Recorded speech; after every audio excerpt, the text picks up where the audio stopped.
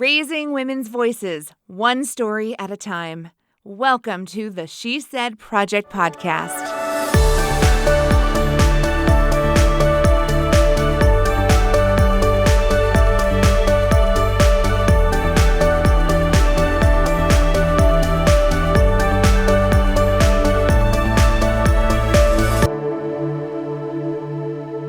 Okay, Kerry, every time we start this show, it feels super cheesy. So I'm just going to play it cool today. Like, hey. Hey. You're joining us on the She Said Project podcast. Well, you go ahead. I am so excited about today because our guest is someone that I didn't meet, but I was in the audience. And you were fangirling, weren't you? I was fangirling. Not only did I love her content, but as a fellow almost 6-footer, it so spoke to me in every way. And I have girls that are one that's almost 6 foot and one that's over 6 foot. So all of it, I was shaking my head so hard the whole time. And like, that's right, slow clapping, the whole time. And I wear heels all the time. It was just like all of it. She's going to love hearing how much her story you were able to relate to. So let's just bring her right into the conversation. Rachel Shore from Danville, Illinois. Thank you for joining us here on the She Said Project podcast. Thank you guys so much for having me. Okay, so tell me this. How did you get connected with us? How did that happen? Jenette reached out to me randomly. It was a Facebook message. When we met, she let me know that there was several people that had reached out and said, if you're looking for stories, reach out to Rachel. And so she did. That's She's how got it a story went. or two. We met at the coffee shop, Mad Goat. Yes. Shout out to Mad Goat. We were totally in sync talking about the power of storytelling. And I remember in that conversation, you shared with me, you were very vulnerable right away. You said, I don't think I see the world like other people. I believe in perspective and I believe in storytelling. It was literally like you were describing our mission at the She Said Project, how storytelling can really, really empower people and build relationship and build connection. I didn't know that I was going to ask you to be in the show in that first conversation. That wasn't the original plan, but you were saying all the magic words. I think it just happened. It was like a match made in heaven. Okay, another question I have, because I was thinking how powerful your story was to me and for my own girls. Tell me about your family. You have at least one daughter, right? Mm-hmm. Yes. Yeah. I have a 9-year-old daughter and a 2.5 little boy. And is your daughter proving to be in the tall girl club? Is she going to? I don't know. Honestly, she's been really average height until this point. I think this year she's getting a little taller. In her cheer class, she really wants to be a flyer. And I think she's realizing now she's a little bit too tall to be a flyer. So it's interesting kind of see her go through that with her height. But hers didn't come on as early as mine did. She hasn't sprouted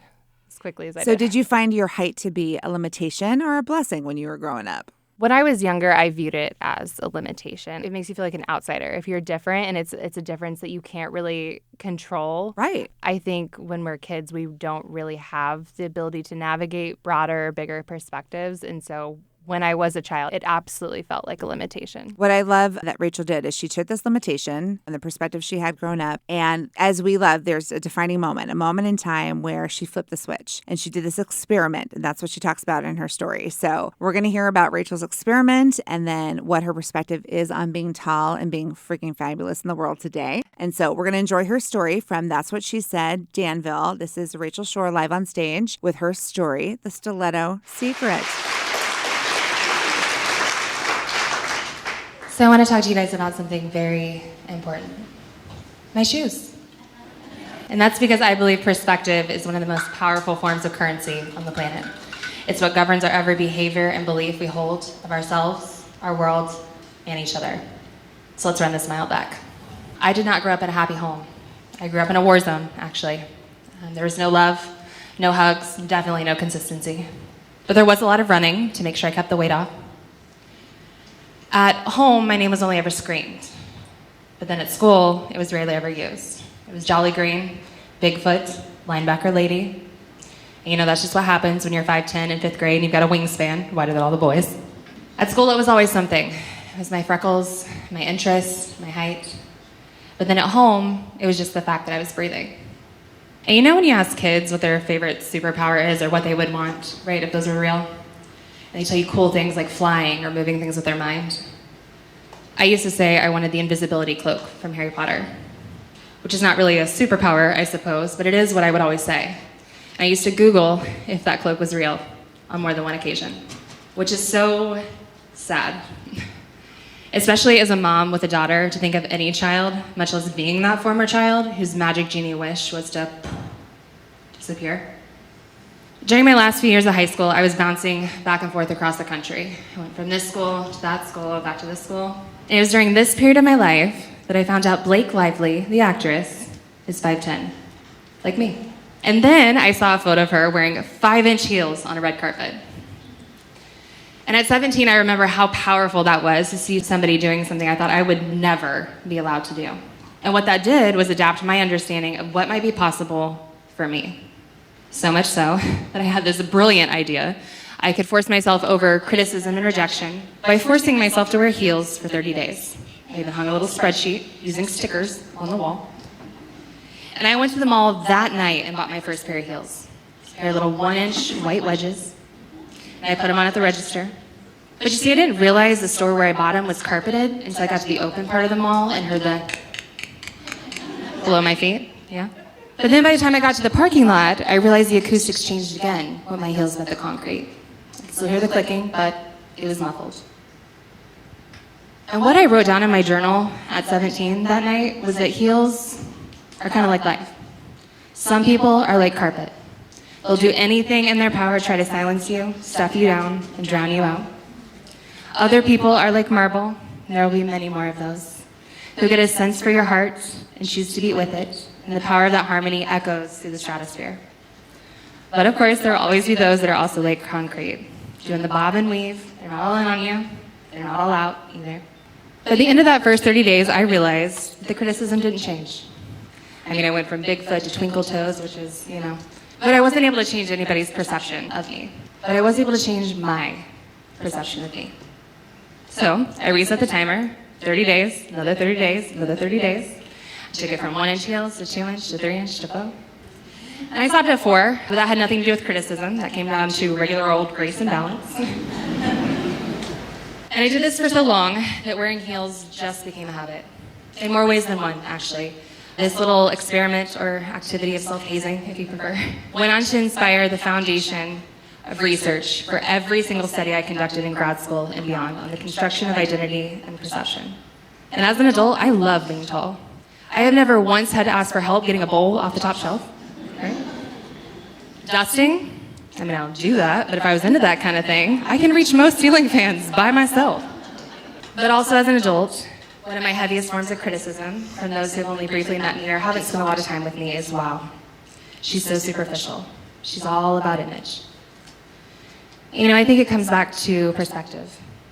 I've always believed that we only have the ability to care about things we deeply know and understand. To deeply know is to deeply care.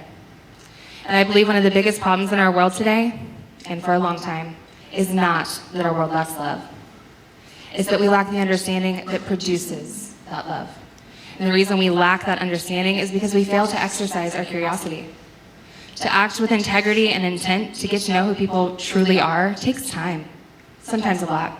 You don't know what people are going through. Opinions, assumptions, those don't take time at all. A little bit of a lighter note, I would like to tell you about my favorite study I ever conducted that was inspired by my 17-year-old self. And for this study, I hijacked a bunch of professors' grad students for 2 days. And I taught lectures back to back to back to back. On the first day I showed up, I was wearing a pink leather skirt, frilly shirt, hair curled, lots of makeup, and I was presenting very warm. A lot of animation, a lot of gesture, and I was ascribing to a traditional feminine expectation. Second day, I showed up, and I'm presenting more masculine. I'm wearing all black, hair pulled back, got very narrow gestures, very limited inflection. And I asked the professors to distribute my survey after I had left, asking lots of questions. What does she do for a living? How much money does she make? Rate her on likability, rate her on knowledgeability, things like that. When we got the surveys back and we began to code through them, we realized that we could have just left them sorted by date. Everybody answered in line with what they saw. The first day, when I showed up wearing pink, they thought I was a school teacher, a counselor, a social worker, which historically have been more women-dominated industry or sectors of industry. And they liked me, but they didn't think I was smart. Second day, I was wearing all black. They put down they thought I was a business leader, a manager, an entrepreneur. I rated very low on likability. I mean, they were not going to be calling me anytime soon to hang out.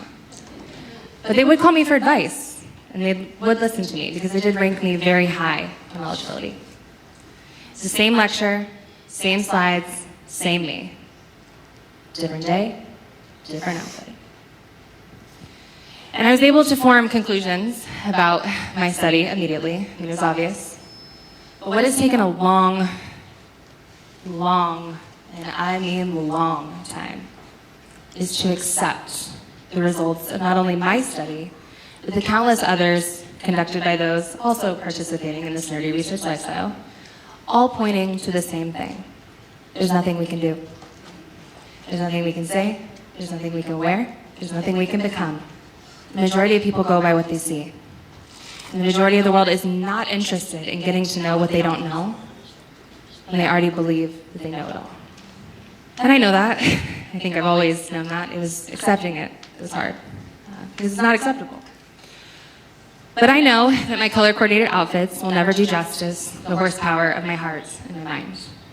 Just like I know I will continue freaking everybody out with my left field, abstract, out-of-the-box approach to literally everything. But you see, those are my favorite parts of me. Those are the things I love about me the most. And those tend to be the things that other people also love about me the most. After they realize that this high-speed, big vision roller coaster is in fact connected to a set of very sturdy tracks. You see, I don't believe that we have the ability to form a deep understanding of ourselves or the human condition without that automatically updating the depth at which we are able to understand and see others. I think the depth of one signals the depth of the other, may even determine it. So I know that there's more to me than what can be seen. But I also know there's more to carpet than I can see. Standing here, 6'2" in my heels. There's a past I know nothing about. There's pain I know nothing about. There's also potential, ability, possibility, and skills that I know nothing about. And that's what I choose to look for in people and in this world, regardless of how people look at me. Because I believe we never, ever get what we see. What you see is never what you get. What we get is what we take the time to listen for and what we take the time to look for. And that's what I look for. And as far as my shoes, well, I guess you could say a 3-inch adjustment in perspective. Sometimes it's all you need. Okay, love that. Love everything about that. I sent this to my girls, and I remember thinking once in high school, someone said, I wish I could be as tall as you. And I was in such a state of shock because I had not seen it as a great asset.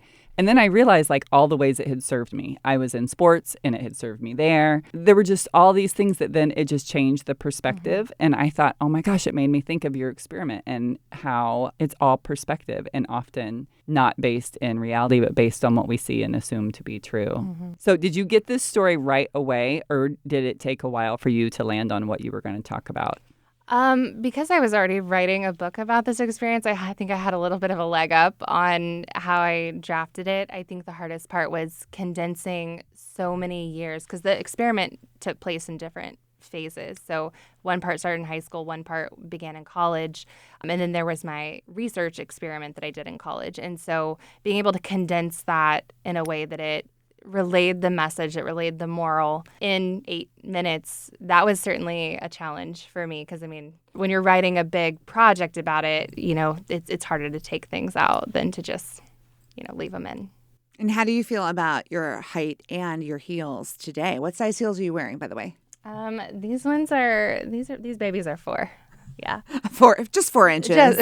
Just 4. Yes. I love being tall. Shoes are my favorite accessory.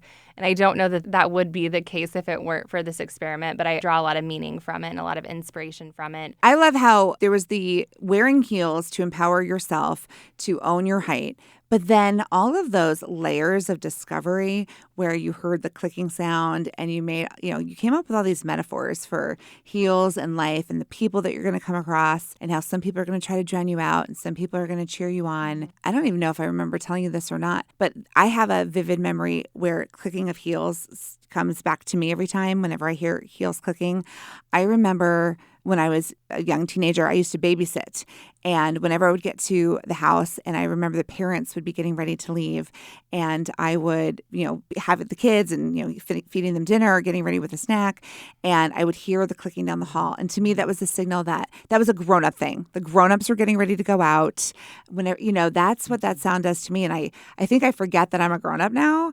And I mean, I don't wear heels that often, but that clicking sound, I mean, it takes me back to that moment. Does it give you guys any other memories? Click, click, click, click. Yeah, to be honest though, I didn't start this as a way to empower myself. The phase where I wore, those little tiny 1-inch heels, those little wedges in high school, it wasn't because I wanted to empower myself. It was, when you just get so sick of being down on yourself or criticizing yourself and that voice in your head, and you're just so tired of it, it came more out of desperation than motivation. And, at 17, it's probably not the most logical thing, but when you're that age, I mean, what is? But it was something that, I committed to. I have a gritty personality that I didn't want to feel that way anymore. And so I knew that I was afraid of criticism. I knew that I was tired of feeling different and tall and as an outsider, and I wanted to do something about it. And at 17, that is what I came up with. I don't think I recognized how profound that was in that moment until, you're going through your journals in college and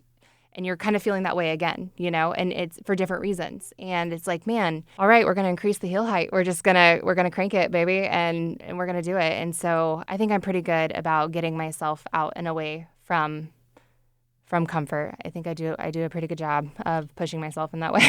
And did it change or become a stronger feeling for you when you became a mom, like that you wanted to be a good example and model? Yeah, I think when I became a mom, I think what became really important is not really necessarily my experiment, but going back to why this experiment was necessary. So what kids go through. Bullying is still a thing. Everybody has hard stuff that they go through, but there are certain things that kids shouldn't have to go through. So I think that's kind of where my mission is now, is what can we do about those situations? How can we correct those so that kids aren't having to do things like this at, 17. Now, I've seen recently you've been pretty bold and brave. You've been going out on social media and doing some live videos and sharing more nuggets of wisdom from Rachel Shore. What are those goals? What is that sharing doing for you or for your community? Well, I mean, as you and I have talked about before, one of my favorite hobbies in the entire world is presenting and public speaking. I love speaking. This was not my first speaking engagement that I did this year. It's definitely the biggest one, but we did do a couple other speaking engagements. We're able to raise some funds for different student programs, different organizations. So that was great. And this kind of came along at the perfect time. I had just done a 10X writers workshop that I was participating in, and then along comes Jenette, and she's like, hey, let's just throw you on a stage. And I realized I think I learn best by teaching, and I feel like I have a lot to give in that space, but I'm also very interested in directing and building these stories through a different medium than just writing or speaking, and being able to tell that through video and video production. And it's been really fun. It's definitely a learning thing. But again, it's one of those things where you just kind of have to jump in, and it's not always comfortable, and you don't know what you're doing. I don't think anybody knows what they're doing when they start out, but it's about having fun and doing things that light your fire, fill your cup, and are fun for you. And this is that. It's talking about things that I think are important, that I think can be helpful, and it's good for me too. And what has the feedback been since you did the show? I think that my favorite thing is having women come up to me and say, that hit me. I think that's the reason why we do it. I think that's part of, why Jenette does that. I mean, the worst thing in the world is feeling like you're alone in something. And for a long time, even into college when I was doing these studies and doing this experiment, I felt like I was alone in it. And there's feeling different, and there's feeling outsider, and then there's also feeling alone and outsider. And I hate the thought of other people having to go through that. And so just kind of showing up in that way, even if it's not comfortable. And I think by handing off the lessons that we've learned, that heals some part of us. So I think it's good to verbalize and vocalize those things in a way that is empowered, but in a way that it is raw. Maybe not as perfect or wrapped up in a bow, but in a way that's sincere. And I think that's what resonates with people. Let's talk about your experiment for just a moment. When you presented to these college classes, right, and you gave the same talk one way where you were dressed in pink and you curled your hair and you were bubbly, and then you did the same material and you chose to present in a more solemn way in darker colors, and you were trying to test the audience. And then what you revealed in your story was the end result. Nothing's going to change. People will pass judgment based on what they see. At first, it almost felt like a letdown, like a disappointment, like that's it. I did it. I did this way and I did it this way. And they just proved that that theory is right.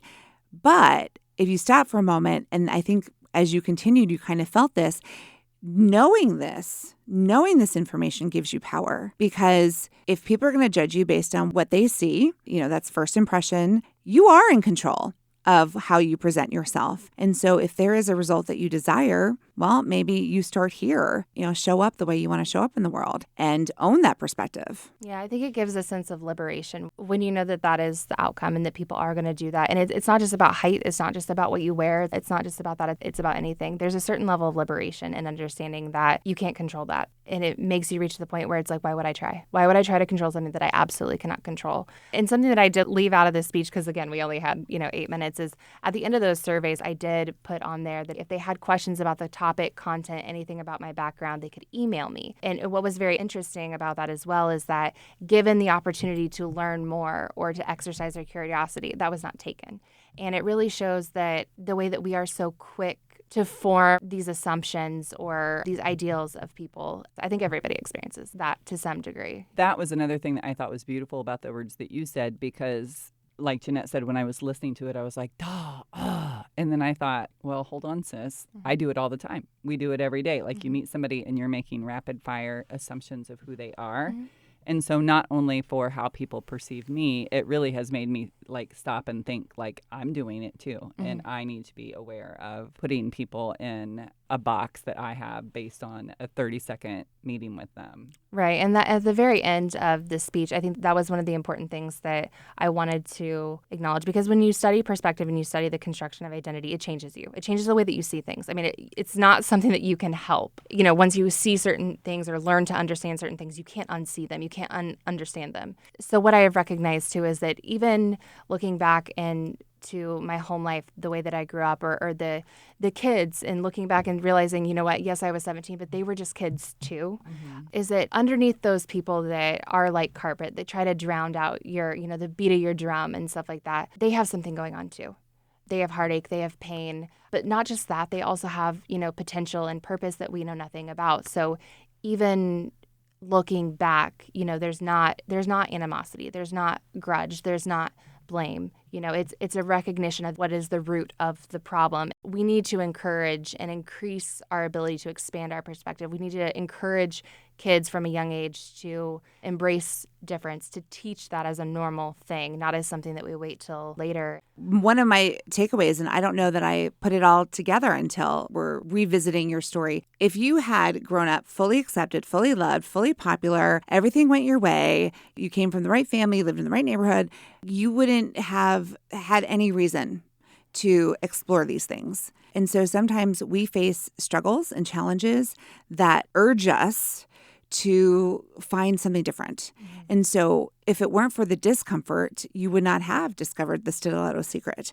If it weren't for the discomfort, you would not have done this experiment to see, where does this really exist? And knowledge is power, right? And if I remember correctly, Rachel told me she is a research nerd. Like, research is your jam. It's bad. Yeah, it is. And so I think, when we say everything happens for a reason, but it is because of who you are and what you experienced that this became important to you. And so, you wouldn't be who you are today without all of it, right? What's funny that you mentioned that. One of the quotes that's in my Stiletto Secret book that will soon be coming out. Coming soon. Is that I believe after going through this and other things in my life that the mark we are meant to leave on the world is born from the scars that the world left on us. And I think that's where that comes from. I'm sorry, can you say that again for the people in the back? The mark we are meant to leave in this world is born from the scars that the world left on us. Our burdens open us up to our purpose. The things that we go through, if we can intentionally learn and grow from them, that becomes our platform. That becomes our place where we can really interject and intercept in the world and make a difference. So for me, it's with perspective. It's challenging the assumption of identity, especially starting in childhood all the way up through adulthood. Well, thank you for coming today, but also thank you for getting up and saying yes and telling that story. And I know if it touched me and made me not just feel like the tall girl solidarity and understanding of what you were talking about. It was so much more than that. And I loved hearing it. I'm sure it resonated with lots of other people too for different reasons. I wish I had caught this earlier. Like today was the tall girl show. Like we should have started with that instead of my chill. I'm pretty sure every girl who grew up taller than the rest of her class, a head above, guilty. That's the wrong word. I'm not guilty. I just was. Yeah, but head above the class, like there's all that insecurity that comes with it until you're ready to embrace and it's it. whatever it is. My sisters, even though I'm in the tall girl club, my sisters are all like little Polly Pockets. And my one sister was like, her whole teenage year was like, someday I'll reach 100 pounds. And I remember her saying, like, people feel because I'm petite, people feel that it's okay to be like, you're so skinny, you're so teeny, you're so this. And so it's like across the board, whether you're a teeny gal, a tall gal, whatever it is, own it, rock it. It doesn't define us. Who defines what normal is? Who defines what perfect is? Oh, Lord, not me. I mean, it doesn't exist, right? Yeah, and it's so interesting, though, being in this phase of life, because in talking about this now, when you're so far removed from feeling that, because it's been years since, like, so many years that I have disliked my height. It was my early 20s when I just was like, okay, this is great. This is fantastic. I'm very happy to be tall. So to be talking about it so far later and looking back on it as a memory of what happened, but also a memory of how I felt, it feels like looking back at another person. And I think that's a testament to how we grow, how we change, and the power of perspective. And let's give a shout out to Blake Lively. Blake, if you're listening to the She Said Project podcast, like look what you inspired in Rachel.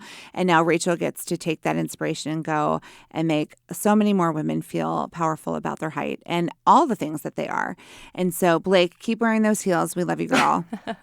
But when you're ready to tell your story, you call us, okay? Right.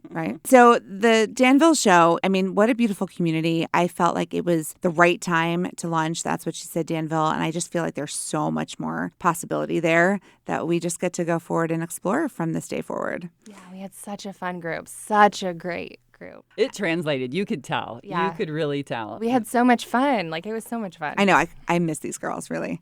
And so I called Rachel. I'm like, hey, you want to represent Danville on the podcast? She's like, I got you. And she's here in person, which is always a special treat when we're here because we do speak to a lot of our She Said sisters on the phone. So thank you for driving in. I heard there was a little bit of traffic out there. There was. Crazy. We're here in Central Illinois and growing quickly. So if you are a She Said fan or That's What She Said supporter, I just want to say thank you for your support of our shows, our live shows. This podcast wouldn't be possible if it were not for Illinois Public Media donating their studio space and the support we receive from Sterling Wealth Management and Health Alliance and Carl. Carl Health is another growing entity here in the Midwest. It takes a village, let me tell you, but it's worth it. The work we get to do, Carrie, it's pretty worth it. It's a pretty sweet gig. So thank you, friends, for allowing us to do this amazing work. And we'll see you next time on the She Said Project podcast. Over and out. Thank you for listening to the She Said Project podcast in partnership with Illinois Public Media. All materials contained in the podcast are the exclusive property of the She Said Project and That's What She Said, LLC. For more information on our live shows, go to shesaidproject.com. This podcast was made possible with support from Carl and Health Alliance and presented by Sterling Wealth Management, empowering women to live their best lives.